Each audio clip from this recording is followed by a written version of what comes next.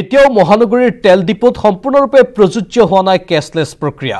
বৃহস্পতিবাৰে জিলা উপায়ুক্তৰ সৈতে তেল ডিপো মালিক সন্থাৰ আলোচনাৰ অন্তত দুই পক্ষ সহমতত উপনীত হৈছিল যদিও এই সম্পৰ্কত এতিয়াও অৱগত নহয় একাংশ মালিক, যাৰ ফলত বৰ্তমানেও একাংশ মালিকে কাৰ্যকৰী কৰা নাই কেছলেছ প্ৰক্ৰিয়া। বেংকত জমা থবলৈ নিয়া অৱস্থাতে ফ্লাইং স্কোৱাডে জব্দ কৰিছিল 25,11,000 টকা। এই ঘটনাৰ পাছতেই নগদ ধনৰ বিনিময়ত তেল বিক্ৰী কৰাত তীব্ৰ অসন্তুষ্টি প্ৰকাশ কৰে তেল ডিপোৰ মালিকসকলে। কাৰণ সেই নগদ ধনখিনি এটা পেট্ৰল ডিপোৰ মালিকে বেংকত জমা থবলৈ নিছিল আৰু তেতিয়াই ফ্লাইং স্কোৱাডে ধৰিছিল আৰু তাতে অসন্তুষ্ট হৈ পৰিছে এতিয়া তেল ডিপো মালিক সন্থা। তেওঁলোকে কালি সিদ্ধান্ত গ্ৰহণ কৰিছিল যে নিৰ্বাচনলৈকে অৰ্থাৎ তৃতীয় পৰ্যায়ৰ নিৰ্বাচনলৈকে সকলো তেল ডিপোতেই কেছলেছ প্ৰক্ৰিয়া জৰিয়তেহে তেল ভৰাব পাৰিব, অৰ্থাৎ নগদ ধন তেওঁলোকে নলয়, তাৰ বিপৰীতে কাৰ্ড সোৱাইপ কৰিব লাগিব। কিন্তু এতিয়া সম্পূৰ্ণৰূপে সকলো পেট্ৰল ডিপোতেই এই প্ৰক্ৰিয়া প্ৰযোজ্য হোৱা নাই। বহু তেল ডিপোত এতিয়াও নগদ ধনেই লৈ থকা হৈছে, আনকি একাংশ তেল ডিপোৰ মালিকে এই সিদ্ধান্তৰ বিষয়ে অৱগত নহয় বুলিও উল্লেখ কৰিছে।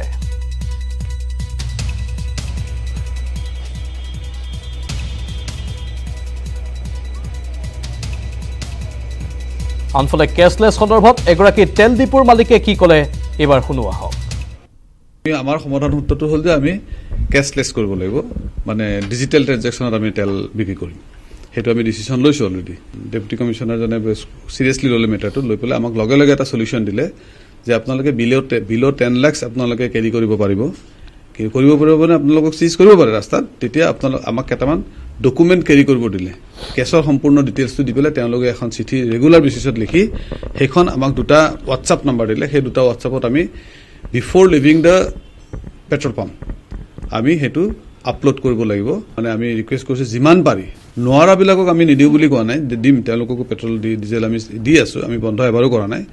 কিন্তু আমি তেওঁলোকক ৰিকুৱেষ্ট কৰিছোঁ যে তেওঁলোকে অন্তত মডেল কোড অফ কণ্ডাক্ট ইলেকশ্যনৰ চলি থকালৈকে তেওঁলোকে যাতে আমাৰ পৰা কাৰ্ডত তেল ভৰায়। আৰু যিহেতু এতিয়া মডেল কোড অফ কণ্ডাক্ট চলি আছে, ইলেকশ্যন প্ৰচেছ এটা চলি আছে, আমি যদি কেছত তেল বিক্ৰী কৰোঁ আৰু আমাৰ কেছ মানে মিনিমাম হ'লেও মানে 5 লাখ 6 লাখ টকা দিনটোত জেনেৰেট হয়। এতিয়া তাৰমানে আমি নহয়, এতিয়া আমি কাষ্টমাৰখিনিক ৰিকুৱেষ্ট কৰিছোঁ, যিহেতু আমাৰ মোটামুটি বেছিখিনি কাষ্টমাৰ আমাৰ ৰেগুলাৰ কাষ্টমাৰ আৰু আমি জানাত প্ৰত্যেকজন মানুহৰে এখন এখন কাৰ্ড আছে। সেইকাৰণে মানে আমি ৰিকুৱেষ্ট কৰিছোঁ যিমান পাৰি, নোৱাৰাবিলাকক আমি নিদিওঁ বুলি কোৱা নাই, কিন্তু আমি তেওঁলোকক ৰিকুৱেষ্ট কৰিছোঁ যে তেওঁলোকে অন্তত মডেল কোড অফ কণ্ডাক্ট ইলেকশ্যনৰ চলি থকালৈকে তেওঁলোকে যাতে আমাৰ পৰা কাৰ্ডত তেল ভৰায়। ইফালে জব্দ কৰা ধনৰাশি তেল ডিপোৰ মালিকক উভতাই দিব বুলি ঘোষণা কৰিছে ফ্লাইং স্কোৱাডে। বেংক আৰু অন্যান্য নথি পৰীক্ষণৰ পাছতেই এই সিদ্ধান্ত গ্ৰহণ কৰে ফ্লাইং স্কোৱাডে।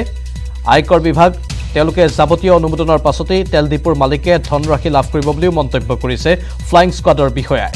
জব্দ হোৱা ধনৰাশি 10 লাখতকৈ অধিক হোৱাৰ বাবেই প্ৰয়োজন হ'ব আয়কৰৰ অনুমোদনৰ। উল্লেখযোগ্য যে পাণবজাৰৰ IDBI শাখাত জমা থবলৈ আনোতেই ফ্লাইং স্কোৱাডে জব্দ কৰিছিল ধনৰাশি। বাইহাটাৰ তেল ডিপোৰ পৰা নুনমাটিৰ অমৃত চন্দ্ৰ ডেকা নামৰ মালিকজনে কঢ়িয়াই আনিছিল এই ধনৰাশি।